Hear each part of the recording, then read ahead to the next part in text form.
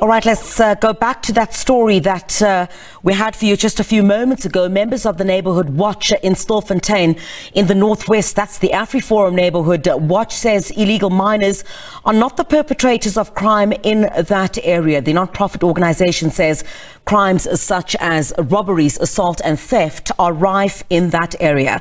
So the area has been out of the spotlight, you recall, since Operation Vala Umgodi started last year in August. Let's connect now with SABC News Reporter Tebogo Phakedi, who's live to us from that area. Tebogo, I hope you're able to hear us now. A very good morning to you. So it's been quite, a grueling couple of months, in particular for people who've been watching very closely what is taking place in that particular area. Also the issue relating to what communities are raising about rife crime in this area. We're hearing from this intro that I've just read that the Neighborhood Watch says that it is not the illegal miners that are perpetrating these crimes. Do we have any details about the extent of crime in that area? Who's perpetrating, these heinous acts against communities there? And, what does the community have to say about, getting assistance to solve some of these challenges?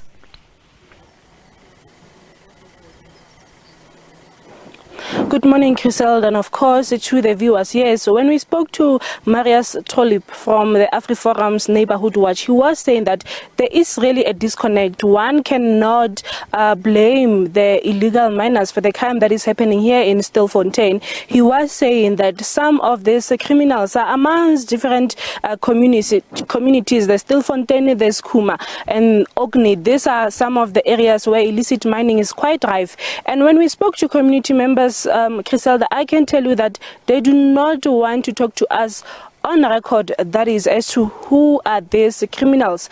And they also do agree that illegal miners are not the ones committing these crimes. You remember when this operation started, we heard from government that illicit mining, as much as these illegal miners are stealing minerals from the South African government, from this country, they also peddle crime within different communities. So community members saying government has to deal with the crime. Government has to ensure that they deal with crime. The other issue being that some of these perpetrators would be arrested only to be released. But when we were asking for the direction of these criminals, community members were not able to tell us. What is concerning them is a number of the disused mines here in Stilfontein. As you can see behind me, my colleague Mzwake Shabalala will just show you. This is one of the shafts that are disused here in Stilfontein. We were told that it is a chamois shaft that used to belong to Harmony Gold. It is also one of the shafts where gold was extracted. It is now not working. Now, community members saying this is attracting illegal miners who are trying to make a living, Griselda. And in terms of, how, the community there has described, Tebogo, the past, couple of months, a lot has been said about illegal mining that is taking place in that particular area, but the toll that this has taken on the communities there. Could you just paint a picture for us of what you have seen on the ground? Look, interestingly, we visited Kuma Township, where we just wanted to see how residents there live, with these illegal miners. And I can attest and confirm that, in actual fact, these illegal miners are residents of this specific township, living with these communities in harmony. Some, of course, did allege that there is a turf war underground. They would perhaps, or allegedly, they would have some groupings. When they come to the surface, go to different communities, they allegedly would bring their turf wars to those specific communities. Something that community members have previously been concerned about. However, to those that we spoke to this week, we were able to see how they live in harmony with these illegal miners. And we spoke to some of the local businesses that were saying these illegal miners are circulating the rand within their community. They acknowledge that this is crime. Government needs to work towards formalizing, small-scale mining to avert, the surge in illegal mining, Griselda. And in terms of, this operation, if I may, that has now come to an end. Talk to us about the various sentiments that are being shared, from, different quarters. We've spoken to a number of organizations that believe that, it should continue. Others believe that it should not. Talk to us about the various sentiments that you're also getting on the ground. What do community members say there? You speak about community, in particular that township that you spoke about, where they live in harmony with these illegal miners, as you say. So what is the sentiment that you're getting on the ground about this operation itself? Look, there are different views, some in support of Vala Umgodi, but as I indicated, those who are in support of this Operation Vala Umgodi are scared to voice out their opinions in public, to say that this operation is helping us rid illicit mining in our area. Of course, others saying this operation really is, as far as those that are illegal miners, they do not welcome this operation.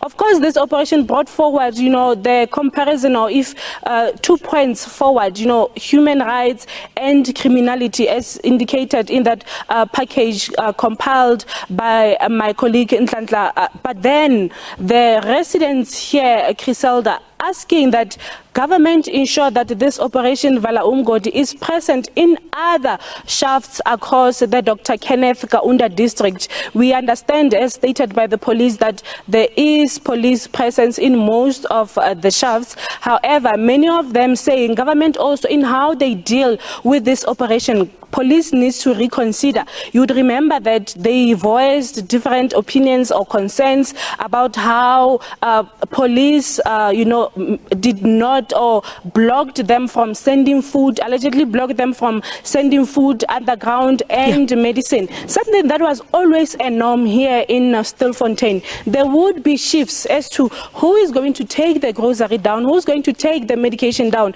In actual fact, when we spoke to one illegal miner who remained anonymous, he was saying, even if you have a bereavement at home, there would be a letter that would be sent down for you to come to surface. You can attend to the family matters and then go down. So you can see how this operation then, interfered as far as the community as well as the illegal miners working together with when it comes to extracting minerals illegally, something that is crime here in South Africa. The other issue brought forward was how then we see a high number of undocumented foreign nationals in Stilfontein because they are here to also go underground, extract minerals. Who is buying these minerals? It's something that illegal miners that we even spoke to do not want to reveal who the kingpins are. And I can believe that because on the West Rand, Gauteng's West Rand as well, Tebogo, you have the very same thing that is taking place, but only what you get to see are those who are extracting these minerals, but those that are believed to be the kingpins of what is taking place, we understand would live very far away from places like Stilfontein or other areas where these operations are taking place. Talk to us a bit about that. The silence about, wanting to even speak about who the big wigs or the big guns are behind these kinds of operations. These are just the people that do the work. But those who actually benefit, or who all of this is sold to at the end of the day, is what we never get to hear about.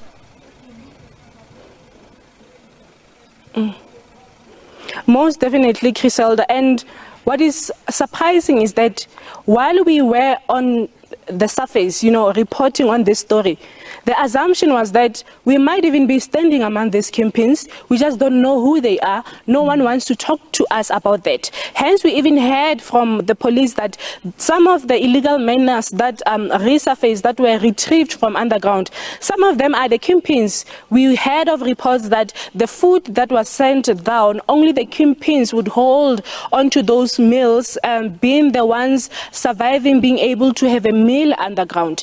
Community members as well pointing to us that these illegal miners will never tell us who these kingpins are.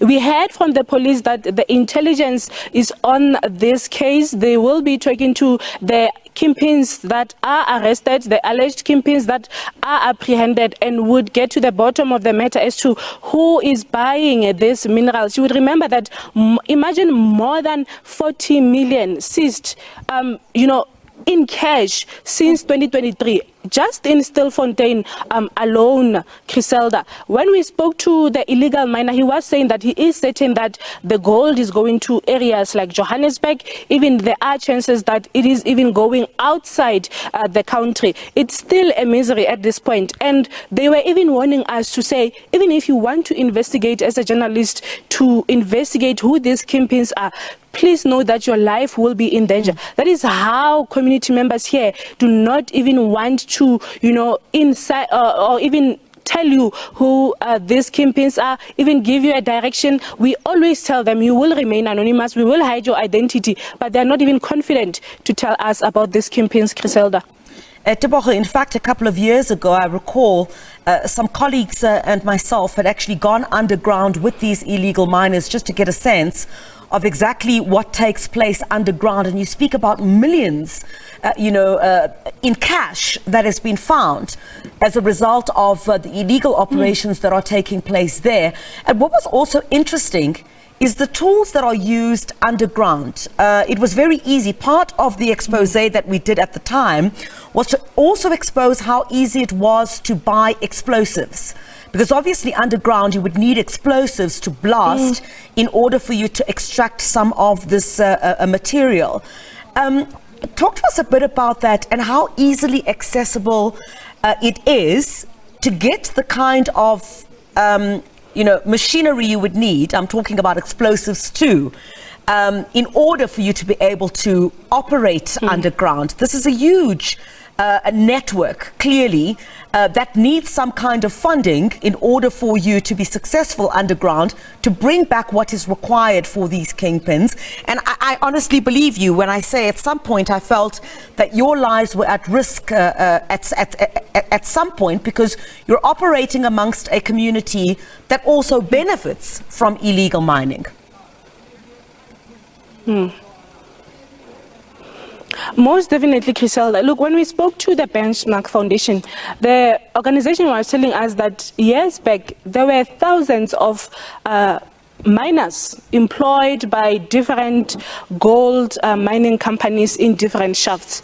Years later, thousands of them were retrenched. Now these are the people that still have the skills to go underground, extract gold. They know the resources, the tools that they have to use. We are not saying the illegal miners are people that were working for the mines, but this clearly shows that the skill is out there, even for someone who's not legally employed by any mine. The police did state that those tools, the weapons, the other concern was the weapons. We were told that the illegal miners underground were heavily armed. And you would remember when we did ask South African Police Services as to whether their members will go underground. They said, we are not trained to operate underground, to conduct any operation underground, and these illegal miners are heavily armed. When we asked the illegal miner we spoke to, we did ask as to whether he was kidnapped or forced to go underground.